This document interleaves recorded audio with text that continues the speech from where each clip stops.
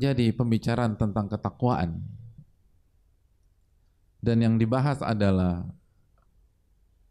surat At-Talaq ayat 2, ayat 3, ayat 4 sebagaimana yang kita sebutkan di khutbah pertama, wa man yattaqillah yaj'al lahu makhraja wa yarzuqhu min haitsu la yahtasib, wa man yattaqillah yaj'al lahu min amrihi yusra. Barang siapa yang bertakwa kepada Allah, Allah akan berikan solusi dari masalahnya. Barang siapa yang bertakwa kepada Allah juga, Allah akan memberikan rizki dari arah yang tidak ia duga-duga. Barang siapa yang bertakwa kepada Allah, Allah akan mudahkan segala urusannya. Lalu apa keterangan dari ulama pada saat itu? Sebagaimana yang dibawakan oleh Abu Nuaim dalam Hilyah. Kata ulama tersebut, ini poin yang sangat menarik untuk kita renungkan. Hadirin Allah muliakan, kata beliau, Allah Subhanahu wa taala mengatakan kepada kita bahwa barang siapa yang bertakwa kepada Allah, Allah akan berikan solusi. Allah akan berikan rizki dari arah yang tidak diduga-duga. Allah akan mudahkan segala urusan kita.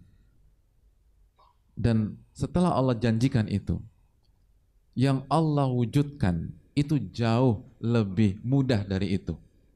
Dengan segala rahmat Allah Subhanahu wa taala, karunia Allah Subhanahu wa taala. Ulama mengatakan, bukankah selama ini kita diberikan solusi, padahal kalau kita boleh jujur, memangnya kita sudah bertakwa dengan benar-benar kepada Allah Subhanahu wa taala? Bukankah selama ini Anda tetap diberi rizki oleh Allah Subhanahu wa taala? Dan kalau kita jujur, kita jauh dari kata ketakwaan kepada Allah Subhanahu wa taala. Bukankah ketika kita maksiat, Allah kasih rizki kepada kita? Bukankah ketika ada orang bermaksiat, Allah tetap kasih rizki? Ada banyak orang berzina lalu menyewa seseorang untuk zina, itu rizki dari siapa? Kalau bukan dari Allah Subhanahu wa taala. Dan di hari itu dia tidak di-cut dari rizki Allah Subhanahu wa taala. Ulama mengajak kita berpikir, hadirin sekalian. Karunia Allah kepada kita jauh lebih besar dari itu. Bukankah sekali lagi Allah selesaikan masalah kita di sini? Mungkin kemarin kita punya masalah di kantor kita, atau minggu lalu kita punya masalah di kantor kita. Dan kalau kita boleh jujur, salat kita terlambat. Kalau kita boleh jujur, salat kita nggak di awal waktu. Kalau kita boleh jujur, salat kita juga nggak khusyuk. Kalau kita boleh jujur, kita nggak baca zikir pagi dan petang. Tapi masalah pada pagi itu atau siang itu dimudahkan oleh Allah Subhanahu wa taala. Padahal kita tidak, atau kita belum mewujudkan syarat yang Allah tetapkan, tapi Allah tetap kasih kepada kita. Bukankah hadirin Allah muliakan, ini harusnya menggugah orang yang punya hati nurani. Anggaplah kita belum jadi orang bertakwa, punya hatikah kita? Anggaplah kita belum bertakwa, tapi apakah kita nggak punya hati nurani?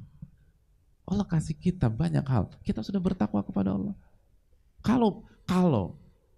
Kalau kehidupan benar-benar letter-luck sebagaimana ayat tersebut, mungkin nggak ada yang punya uang pada hari ini.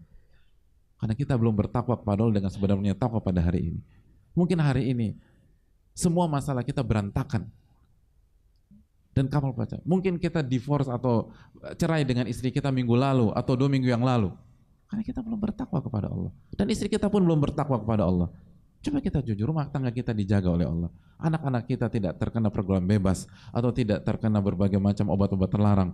Apakah kita sebagai orang tua bertakwa kepada Allah? Apakah kita sebagai orang sudah menunaikan hak Allah Subhanahu wa taala? Coba mari kita jujur. Kalau kita sekali lagi belum bisa memikirkan dari sisi iman, kemana hati nurani kita? Gitu. Pantaskah Rob kita yang sudah begitu baiknya kepada kita, kembali kita perlakukan dengan maksiat, dan maksiat? Walaupun Allah tidak ada masalah, tidak pernah mengalami masalah dengan maksiat kita. Bukankah Allah Subhanahu wa taala mengatakan, "Law anna awwalakum wa akhirakum wa insakum wa jinnakum kanu ala afjari qalbin rajulin wahidin minkum ma naqasa dzalika min mulkillahi syai'a." Apabila seluruh manusia dan seluruh jin dari yang pertama sampai yang terakhir semuanya durhaka kepada Allah dengan durhaka yang paling parah yang pernah ada, itu tidak mengurangi kekuasaan dan kehebatan Allah Subhanahu wa taala. Tapi kita hadirin sekalian, pantaskah kita? Bukankah kalau manusia saja selama ini baik dengan kita, selama ini mensupport kita, selama ini membayarkan kita makan siang, makan malam atau sarapan, lalu ketika dia minta sesuatu kepada kita, kita tidak puas untuk mengatakan tidak. Kenapa? Karena dia sudah baik sama kita. Kenapa kalau manusia kita nggak bisa mengatakan tidak? Tapi kalau Allah yang memerintah, jawaban kita tidak, nanti dulu, entar, saya pikirkan. Kemana iman? Atau kemana hati nurani? Kemana logika berpikir ilmiah? Kemana konsistensi? Kenapa kalau manusia kita nggak enakan, tapi kalau Allah enak kita bermaksiat kepadanya, enak kita melawan perintahnya, enak kita anggurkan arahan dan konsepnya. Apakah Allah benar-benar rendah di hadapan kita? Apakah teman kita atau sahabat kita yang kita punya hutang budi kepada dia itu lebih tinggi kedudukannya di hadapan Rabbul Alamin? Hadirin Allah muliakan, mana hati nurani kita? Kalau kita tidak bisa diketuk dari pintu ketakwaan, kita nggak bisa diketuk juga dengan pintu hati nurani. Apa yang sudah kita lakukan untuk Rabbul Alamin yang memberikan kita jantung? Siapa di antara kita yang pernah bisa bayar harga jantungnya yang terus berdetak dari hari pertama sampai hari ini? Apa yang sudah kita lakukan ketika Allah memberikan kita aliran darah yang lancar, yang kalau Allah sumbat saja kita harus keluarkan ratusan juta untuk pasang ring? Hadirin sekalian, ada ratusan atau ada miliaran setiap hari yang Allah kasih kepada kita, tapi saking Allah Subhanahu wa taala maha baik, maha latif, maha lembut, kita jadi lupa dengan kenikmatan Allah Subhanahu wa taala. Oleh karena itu, ulama mengatakan, yang saya harapkan adalah wa man yattaqillah yukaffir anhu min sayyiatihi wa yu'dhim lahu ajra. Saya berharap ketika kita bertakwa, Allah ampuni kesalahan-kesalahan kita. Allah ampuni kelalaian kita. Ketika kita lalai bersyukur kepada Allah, ketika kita lalai membalas segala kebaikan Allah Subhanahu wa taala, itu kita harapkan.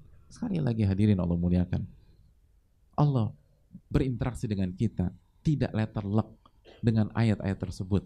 Buktinya apa? Buktinya ada banyak di antara kita lupa berdoa, Allah urai masalahnya. Ada banyak di antara kita lupa beribadah, di hari itu Allah lancarkan urusannya. Ada di antara kita lupa zikir pagi petang misalnya, tapi Allah lancarkan urusannya. Apa yang harusnya kita lakukan kepada Rabb yang maha pengasih lagi maha penyayang tersebut? Apakah manusia lebih tinggi di dalam hati kita, ataukah Rabbul Alamin, pencipta alam semesta ini, yang pada hari kiamat nanti kita akan berhadapan dengannya bila turjuman, tanpa penerjemah, dan surga dan neraka adalah opsinya? Bukankah nanti kita akan meniti sirat, jembatan yang sangat-sangat tipis, dan di bawah kita ada api neraka yang sangat pedih? Hadirin, hidup akan berakhir dan hisab akan menunggu kita. Hari ini adalah hari beramal, hari ini adalah hari bersyukur, hari ini adalah hari menggunakan hati nurani, hari ini adalah hari di mana kita menentukan di mana kita berdiri. Esok adalah hari kebangkitan, hari hisab, bukan hari beramal, hari interogasi. Allah akan tanya kita, wa an ilmihi madza amila bih, ilmu Anda pakai buat apa? Allah akan tanya umur kita, usia kita, waktu kita, wa an umrihim fima afnah. Kita akan ditanya setiap detik-detik waktu kita, untuk apa engkau gunakan waktu tersebut. Oleh karena itu jamaah sekalian Allah muliakan, hendaknya kita bersikap dengan benar dan kita tahu diri di hadapan Rabbul Alamin. Kita hamba yang tidak punya bargain position sama sekali. Sekali lagi, kita belum bertakwa saja Allah sudah kasih. Kita belum bertakwa yang benar saja Allah sudah lancarkan urusan kita. Maka marilah kita gunakan hati nurani kita, lalu kembali kepada Allah dengan istighfar dan taubat kita, dan semoga Allah SWT ampuni kesalahan kita.